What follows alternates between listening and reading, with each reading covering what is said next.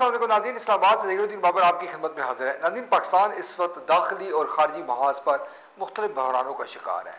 خارجی محاذ پر ہم دیکھ رہے ہیں کہ امریکہ کے ساتھ پاکستان کے تعلقات جو ہے وہ انتہائی کشیدہ چل رہے ہیں، اور امریکہ نے واضح طور پر یہ کہا ہے کہ آئندہ جو امداد دی جائے گی وہ مشروط ہوگی۔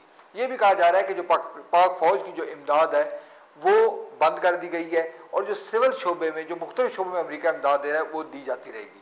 کراچی کی جو صورتحال ہے وہ بھی انتہائی مخدوش ہے۔ 30-40 لوگوں کی تعداد جو ہے وہ روزانہ کی بنیاد پر وہ ان کو ہلاک کیا جا رہا ہے، اور تاحال کسی قاتل کا پتہ نہیں چل رہا۔ جو تمام جو پارٹیز ہیں وہ بلیم گیم کھیل رہی ہیں، ایک دوسرے پر بات ڈالی جا رہی ہے۔ دوسرے جو اپوزیشن ہے پاکستان مسلم لیگ نون جس کی دعوے دار ہے، وہ ہم یہ دیکھ رہے ہیں کہ وہ پرسرار طور پر خاموش ہیں اور نہ جانے کن مسلطوں کا شکار ہے، اور انتہائی گمبھیر صورتحال میں وہ عوام کو کوئی بھی ڈھارس بنانے کو تیار نہیں ہے۔ یہ تمام منظرنامہ ہم نے آپ کے سامنے پیش کیا ہے۔ اس پر گفتگو کرنے کے لیے پروگرام میں ذمہ دی ہے معروف defence analyst lieutenant general retired Amjad Shaikh صاحب۔ جنرل صاحب ویلکم ٹو جنرل صاحب، یہ بتائیں کہ یہ جو کراچی کی صورتحال ہے یہ کبھی حالات سنبھلیں گے؟ یہ قتل و غارت گری، یہ معصوم لوگوں کا جو قتل عام جو جاری ہے، کیا یہ کبھی تھمے گا؟ کیا ہمارے حکمرانوں کا کبھی ضمیر جاگے گا؟ کیا جو پاکستان کی جو بڑی سیاسی جماعتیں ہیں وہ اس حوالے سے کوئی پالیسی تشکیل دے گی، یا یہ قتل و غارت گری کا سلسلہ جاری رہے گا؟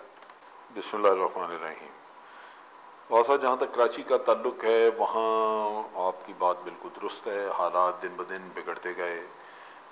عام آدمی کو ایک امید تھی کہ حکومت کوئی ایسے اقدامات کرے گی جن سے کہ حالات بہتر ہوں گے، لیکن وہ صورتحال ایسی ہوئی نہیں۔ لگتا یوں ہے کہ حکومت حالات کو ٹھیک بھی کرنا نہیں چاہتی، کیونکہ حالات ٹھیک کرنے کے لیے جو اقدامات اٹھانے چاہیے وہ نظر نہیں آتے ہیں۔ جو اقدامات کیے جاتے ہیں وہ یہی ہے کہ ایک دن ایم کیو ایم کے ساتھ فساد، اس دن قتل و غارت شروع ہو جاتی ہے۔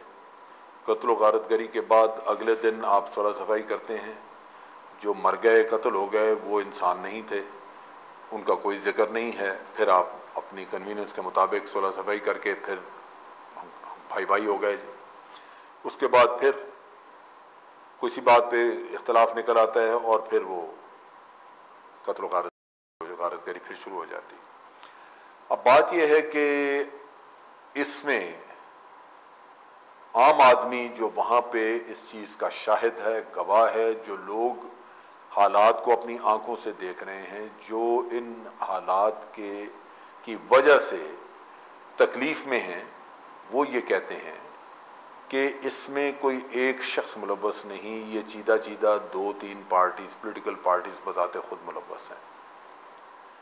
بہت سارے لوگ اور میڈیا کے لوگ بھی یہ ہمیں بتاتے ہیں کہ ان پولیٹیکل پارٹیز نے بے تحاشا ہتھیار جمع کر رکھے ہیں۔ ایک وقت تھا کہ ہتھیار صرف فرنٹیئر سے آتے تھے، اب جب کہ یہ عام وہاں پہ جانا جاتا ہے اور مشہور ہے بات کہ اب کنٹینرز آتے ہیں جو کہ سمندر کے راستے وہاں پہ ہتھیاروں کے پہنچتے ہیں۔ کیا یہ حکومت کی ذمہ داری نہیں کہ وہ ہتھیاروں کی جو ملک میں آمد ہے مختلف راستوں سے اس کو بند کرے؟ اگر پولیٹیکل ول ہو تو یہ بند کیے جا سکتے ہیں۔ کنٹینر جو ہیں وہ ہر جگہ تو نہیں اتارے جا سکتے۔ اسی طرح جو کراچی کے راستے جو ملک کے اندرون ملک کے ساتھ جہاں ملتے ہیں، ان تمام رستوں کے اوپر اگر ایفیکٹو چیکنگ رکھی جائے، ان کے اوپر سرویلنس کی جائے، تو وہاں سے بھی ہتھیار فرنٹیئر سے جو آتے ہیں وہ بھی روکے جا سکتے ہیں۔ لیکن ایک پولیٹیکل ول ہے نہیں۔ آپ کے وزیر داخلہ روز کہتے ہیں کہ ہم ابھی آپریشن شروع کرنے والے ہیں، ہتھیار ابھی سب ہم ختم کر دیں گے، ڈی ویپنائزیشن ہو جائیں گی۔ آپ کو، مجھے یا کسی اور کو تو کوئی نظر نہیں آئی۔ تو حالات کیسے بدلے؟ وہاں پہ کراچی میں ایک پولیٹیکل تسلط قائم کرنے کی ایک جنگ شروع ہے، اور وہ جنگ صرف ایک عام آدمی بے گناہ کا خون بہا کے لڑی جا رہی ہے۔ ایک نقطہ نظر یہ ہے کہ یہ جو مسلح گروہوں کے درمیان، جو سیاسی جماعتوں کے جو گروہ ہیں، ان کے درمیان جنگ جاری ہے۔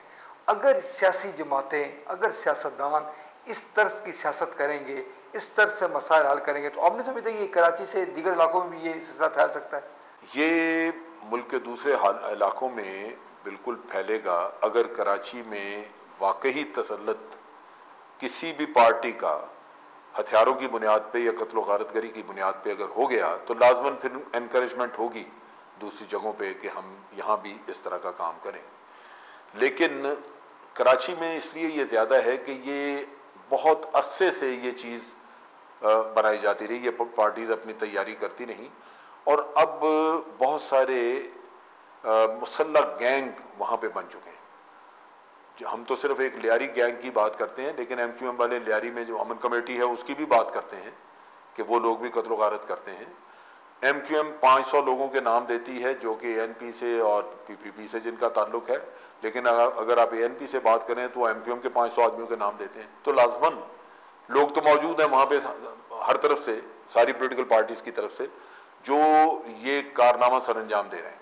لیکن اس کا انجام یہ ہے جس سے حکومت بالکل بے خبر ہے، جس پہ میں نہیں سمجھتا کہ وہ توجہ دے رہے ہیں، وہ یہ ہے کہ ہماری اکانومی جو پہلے بدحالی کا شکار تھی، وہ کراچی کی تباہی کی وجہ سے بالکل تباہی کے دہانے پہ پہنچ رہی ہے۔ اکنامک ایکٹیویٹی تو وہاں پہ ہے کراچی میں بے تحاشا، جو کہ برے حال میں ہے۔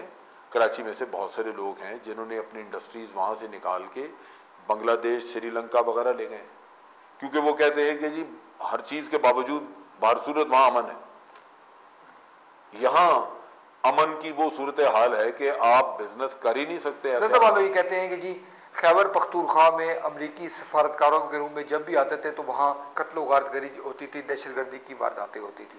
اسی طرح جب کراچی کی صورتحال خراب ہوتی ہے تو ضرور اس میں جو بین الاقوامی طاقتیں ہیں ان کی ناراضگی کا عمل دخل بھی ہوتا ہے۔ ایک نقطہ نظر میں آپ کے سامنے پیش کر رہا ہوں کہ امریکہ اس وقت پاکستان کے ساتھ اس کے تعلقات خراب ہیں، یہی وجہ ہے کہ کراچی میں بھی آگ اور خون کا کھیل جاری ہے۔ نہیں، مبالغہ آرائی نہیں ہے، لنک تو لازمی بات ہے کہ شاید حکومت یا ہمارے انٹیلیجنس اداروں کو پتہ ہو، مگر ایک چیز واضح ہے کہ جب سے ان کی موومنٹ کو کنٹرول کیا ہے دہشت گردی بہت کم ہو گئی ہے، اور میں سمجھتا ہوں کہ امریکہ اس کے اوپر بہت شد و مت سے یہ ہمارے حکمرانوں کے پیچھے لگا ہوا ہے کہ آپ یہ چیک کرنے کا سسٹم اپنا ختم کریں اور انہیں اجازت دیں کھلی موومنٹ کی۔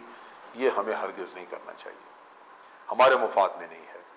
اور نہ صرف یہ، کراچی میں ہمارے یہ کیمرن منٹر جا کے 90 میں جا کے بیٹھ جاتے ہیں، کیا کام ہے ان کا؟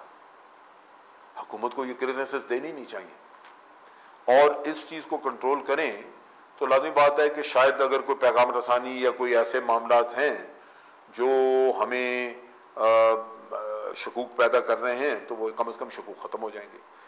اور شکوک تو درکنار ایک چیز بالکل واضح ہے کہ جب سے امریکنز کا یہ موومنٹ کے اوپر پابندی رکھی اور این او سی کا قصہ آیا ہے،